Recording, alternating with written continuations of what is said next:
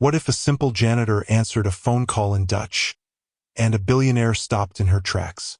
What if that one moment revealed a hidden brilliance, a forgotten past, and changed not just his life, but the future of everyone around him? This is the incredible true story of a single father, a lost language, and an unexpected chance that brought his greatness back to light. You won't believe how it ends. Before we begin, tell us where in the world are you watching this from? Drop your city or country in the comments below. Eli van der Meer swept floors in silence. At 39, his world had narrowed to mops, ammonia, and the quiet corridors of Langston Tower, a skyscraper filled with people too busy to notice him. But he didn't mind. His hands were rough from work, but his heart was soft, especially for his daughter, Lila. Every night, he came home to help her with homework, tuck her in with stories about old Dutch villages, and promise her a better tomorrow. Few knew his past. Few asked. A janitor was invisible by design, but Eli carried a quiet dignity. His daughter thought he was a hero, and that was enough. He spoke little, worked hard, and kept his pain buried, until the day he answered his phone, and everything changed. Most of the building's executives couldn't even recall Eli's name, but those who did thought he was just quiet, maybe a little strange. What they didn't know was that Eli spoke 5 languages. He'd once studied literature at Leiden University before life derailed him. His wife's sudden death forced him to flee his homeland. America was survival, not ambition. He gave up dreams to raise his daughter in safety. Every dollar earned went to rent, school supplies, and weekend library trips. And though he mopped their floors, Eli's mind was filled with poems. He missed the man he used to be, but in every sacrifice he saw her smile, and that was enough. He didn't need attention, until attention found him in the most unexpected way. That morning, the marble floors sparkled under Eli's care. It was early, too early for most, when his phone rang. A Dutch number. He froze. He hadn't heard his native tongue in weeks. He answered quietly, slipping behind a pillar. His voice, suddenly fluid and melodic, danced through consonants and vowels foreign to the city. What he didn't know was that someone was listening. 2 floors above, in a glass-walled office, billionaire tech investor Meredith Langston paused mid-step. She'd come down early, escaping a boardroom call. And there, echoing faintly through the corridor, was Dutch, her late mother's language. She stopped and listened. The janitor was speaking fluently, and not just fluently, beautifully. Her curiosity bloomed. Meredith walked closer, her heels clicking. Eli ended the call, unaware he'd been heard. But as he turned, their eyes met. For a moment, neither spoke. Then she asked, "Was that Dutch?" He nodded, startled. "Yes, ma'am." "Where did you learn?" she asked. His answer was soft. "It's my mother tongue." A beat of silence stretched between them. Then, for the first time in years, Eli smiled shyly. "You speak it?" he asked. Meredith nodded. "I haven't heard it in over a decade." There was something different in her voice. Not power, not command, but memory, recognition. Before she walked away, she looked back once more and said, "Don't go far." Later that day, Eli was called upstairs. HR was confused. He was nervous. When he arrived, Meredith stood waiting. "Join me for coffee," she said. As a guest, not staff. He almost declined. But something in her eyes, not pity, but interest, made him stay. Over 2 espressos, they spoke Dutch.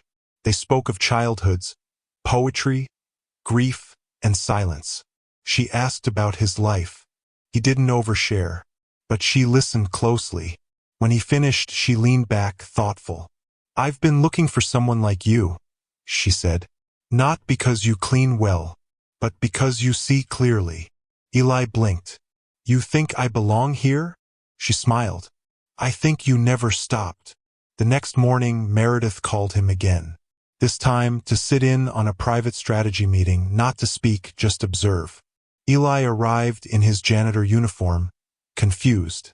The room was full of executives. He stood silently in the corner. During a heated debate, someone misquoted a Dutch market report. Eli cleared his throat. "That's not what it said," he said softly, then translated it flawlessly. Heads turned. Meredith only smiled. He'd passed a test he didn't know he was taking. After the meeting, she handed him a fresh shirt. "You won't need that uniform today," she said.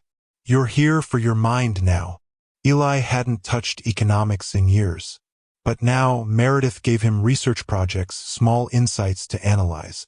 She noticed how he never sought credit, never interrupted. But his thoughts, sharp, elegant, quiet, began to shift company conversations. Still, Eli struggled with doubt. "I clean floors," he whispered once. "And you raised a daughter," Meredith replied. "You've already built something greater than most men here." It was the first time someone saw more in him than just sacrifice. And slowly, the door to the man he'd buried started creaking open again. Late one evening, after everyone had left, Meredith and Eli shared a quiet coffee in her office. She finally asked, "What happened?" Eli told her about his wife's illness, the hospital bills, the immigration papers, the rejection letters, and the night he decided Lila needed safety more than he needed pride. "So I took the mop," he said, "and I never looked back." Meredith didn't interrupt. She simply said, "You didn't give up. You redefined success." He blinked, unsure how to reply. No one had ever called his survival beautiful before. A week later, Lila came to Langston Tower after school. Meredith met her, a curious, brown-eyed girl with books in her hands. "She wants to be a linguist," Eli said proudly. Lila looked up. "Because of you, Dad." Meredith watched them, quietly moved. Later, she told her assistant, "He's not just intelligent, he's legacy."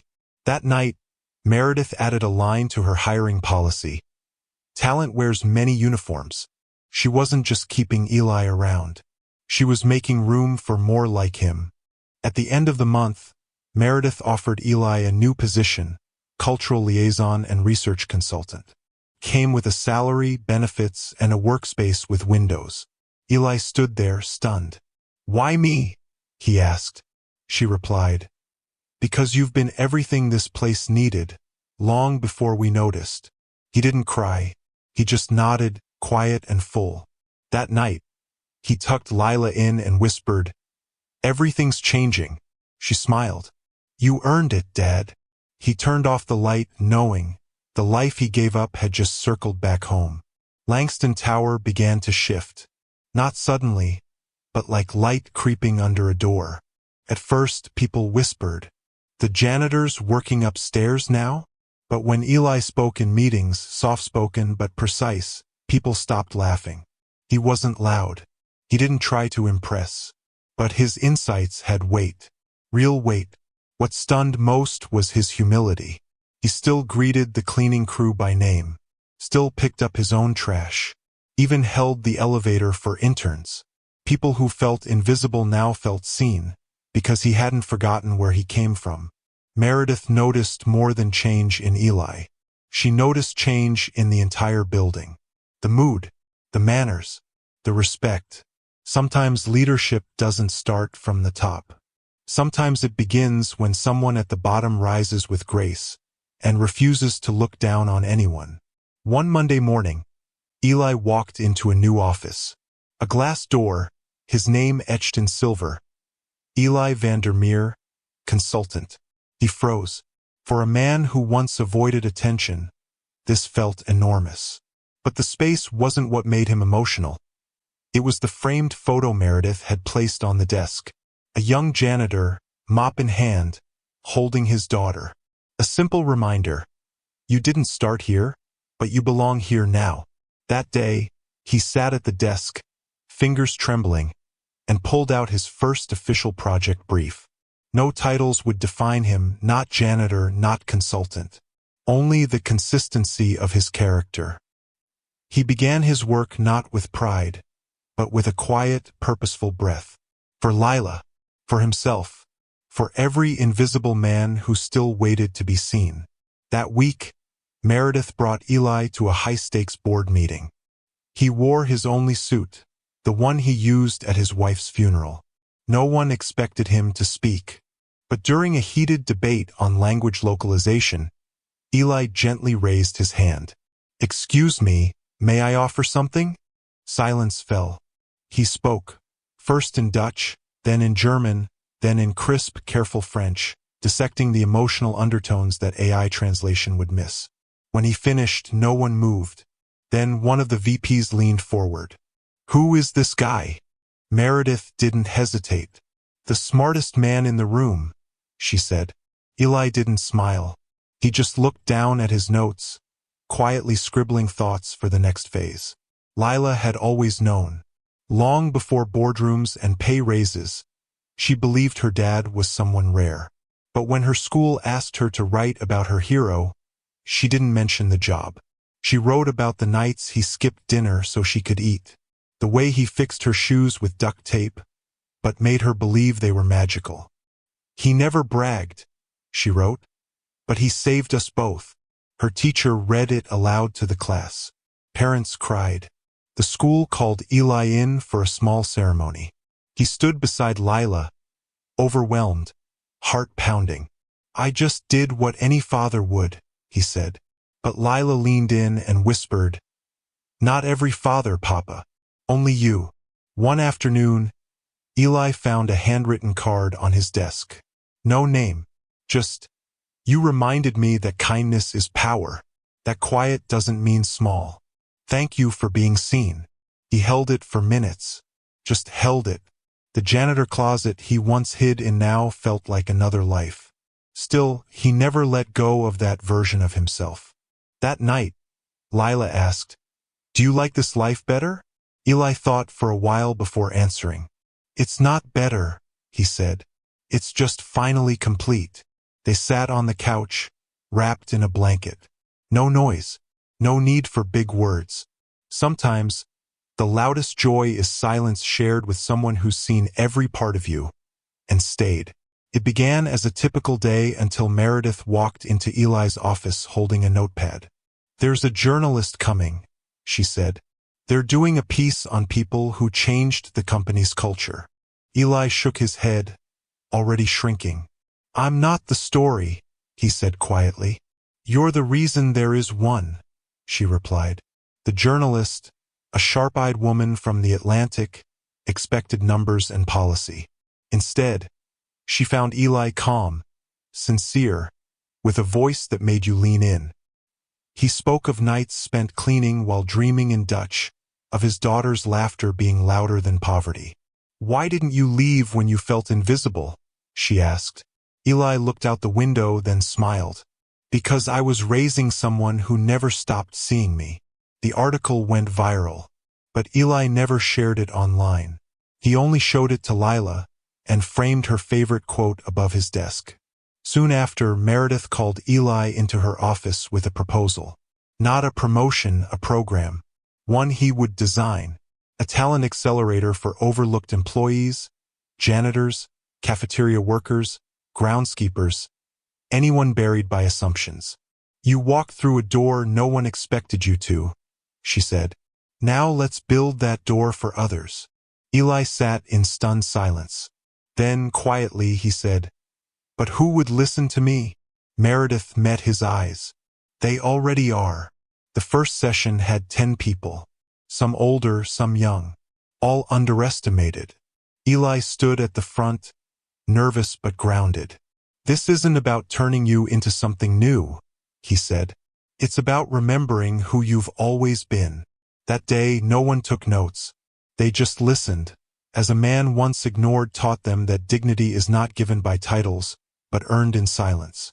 One evening, Eli walked down to the basement level where it all began. The janitor's room still smelled the same, cleaning fluid and warm dust. Inside, a young man swept the floor alone, headphones in, humming a tune. Eli knocked gently. "Evening." The boy turned, surprised. "Sir." Eli smiled and held out a folded gray uniform. "This was mine." Carries some miles. Thought you might like to have it. The boy took it with 2 hands, unsure what to say. I'm just a janitor, he mumbled. Eli's expression didn't waver. So was I. And now I design programs for the people they forgot. The boy stood taller. Thank you. As Eli turned to leave, he paused by the door. Don't underestimate what a quiet man can do in a loud world. And with that, he walked away lighter. Years passed like chapters in a book written gently. Lila stood at a podium in a packed auditorium, valedictorian of her class. My father, she began, once pushed a mop through marble floors while translating poems in his head. The crowd listened. He never made excuses. He made space for me to grow, to dream, to rise. Eli sat in the front row, heart thudding in his chest. She paused, looked at him. He taught me that you can be powerful without being loud, brilliant without a degree, and loved without ever asking for it. Tears lined his vision. Around him, people wiped their eyes. This wasn't just Lila's moment. It was his. His choices, quiet, invisible ones, had led here. Her diploma felt like a monument to every silent victory he had once tucked away inside his janitor's closet. On a Sunday morning, Eli and Lila walked side by side through the city. The sky above Langston Tower shimmered against the glass. You ever think about that phone call? She asked, nudging him. He smiled. All the time. It had started as an ordinary moment. A call in Dutch, a billionaire listening, and somehow everything changed. But the truth was, Eli had always been this man. The world just hadn't seen it yet. They passed a janitor sweeping the sidewalk. Eli paused, offered a quiet nod. The man nodded back, unaware of who he was. Do you miss it? Lila asked. Eli looked up at the skyline, full of places he once never imagined reaching. No, he said. I carry it with me, every day. And together they walked on, father and daughter, past and future, one story folded into the other. Sometimes, it takes just one moment to unlock a life full of meaning. Eli wasn't discovered, he was seen. And because someone listened, a janitor became a legacy. If this story touched you, please share it with someone who's been overlooked, and subscribe for more real stories that prove every human matters. In the comments, tell us, have you ever seen greatness in someone the world ignored? We want to hear your story.